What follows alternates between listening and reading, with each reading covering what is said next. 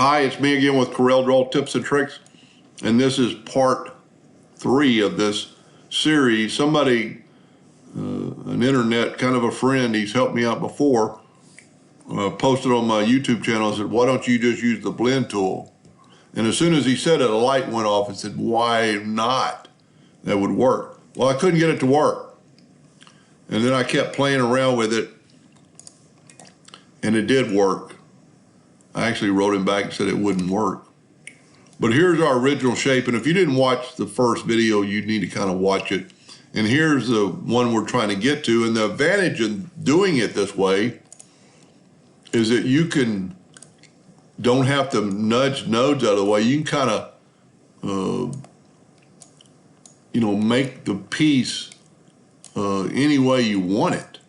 You don't have to rely on the shape and everything. And for this video, I just basically did the top. I didn't do the legs. So we're going to take these and go up to effects and blend, and we're going to blend them just 10 times and hit apply.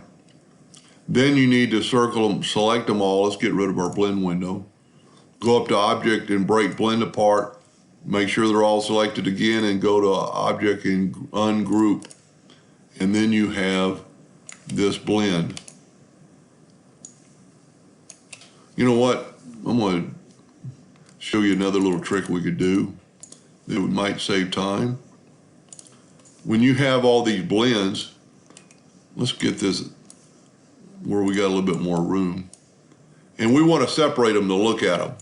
We just take the last one, holding down the control button to make it equal, and then select them all and go up to Object, Align and Distribute, and use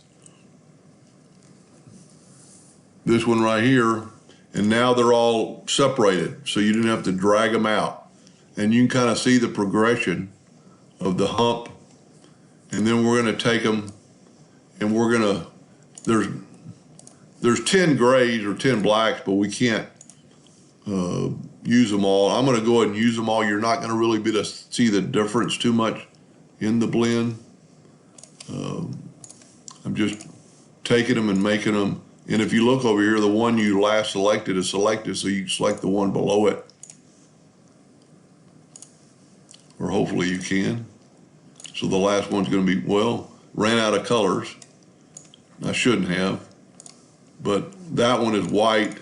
We'll make this one a gray and then make this one a darker gray. Now I'm going to just hit P and put them in the center of the page, and it's going to stack them all on top of each other in the center. And that's what your blend's going to look like. Now there's no blend at the bottom because it's stepping it up for the highest ones. So you can just select it all and hit B as in boy, and you get the bottom. So now they're all equal on the bottom. They just blend up. This is definitely going to be the way to do it. The only thing I found that when we're trying to blend the legs in, and if you remember from the first video, we moved the legs in. Well, when I did that, it didn't work so well.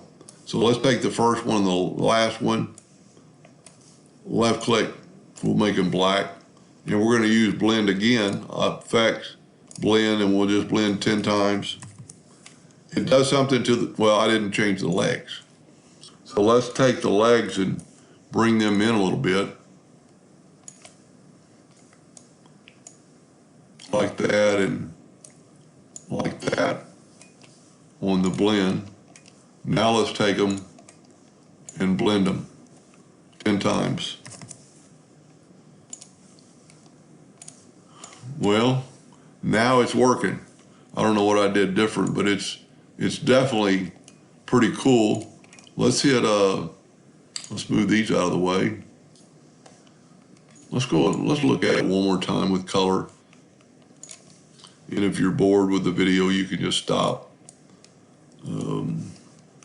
We'll make that one black. That one, whoop. Oh, I didn't break the blend apart. Object, break blend apart.